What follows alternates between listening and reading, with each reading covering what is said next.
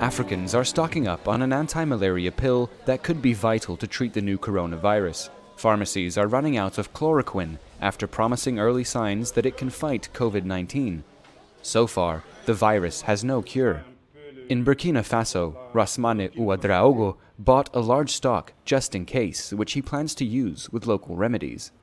By the time we officially say that it is an approved product, it will already be on hand. Chloroquine is cheap and has been used for decades to treat malaria. Now, as global COVID-19 cases pass 1 million, small studies in France and China suggest it may reduce the virus. This Senegalese expert said it was effective, but only in hospital.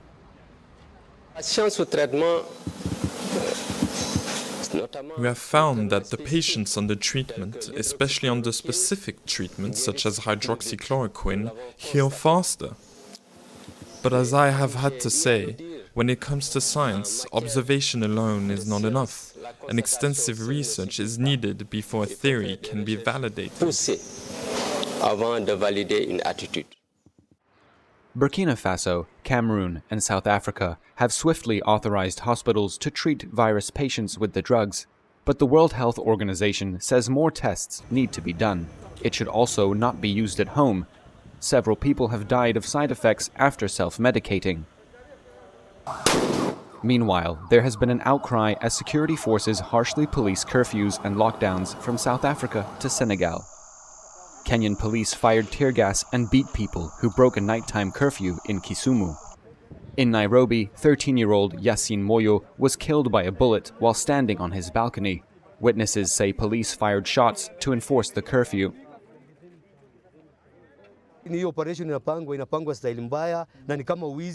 This operation is being carried out in the wrong way. It's like robbery because the police arrive yelling, and when people see this, they run scared.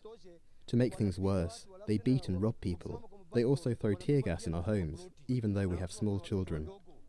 We're fighting the coronavirus in the day, and at night we have to deal with bullets.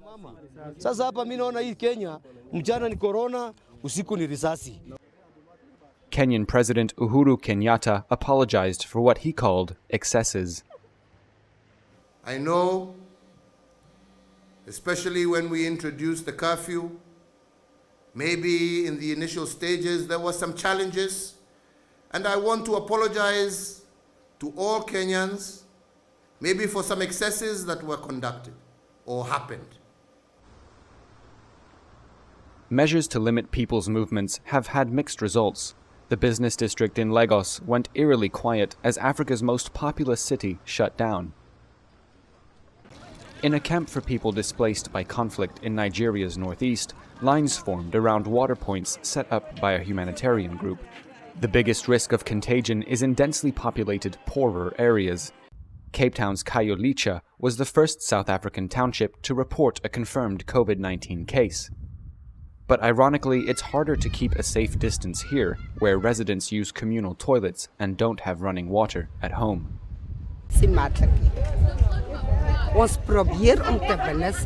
It's not easy. We try to stay in the shacks, but you can't. You must go out, collect water there, come back. You don't have candles, you have to go buy them quickly and come back. That's how we survive in the shacks.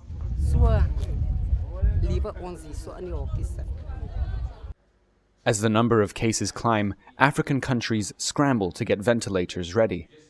Ethiopia is trying to source more machines and has been training doctors to use them. I would be at the front line of that, so I need to be skilled in how to use this machine. Among the virus victims is Pape Diouf, former president of French football club Olympique de Marseille. Diouf was the first black man to head a major European football club. He died in Dakar on March 31st, becoming Senegal's first fatality in the pandemic.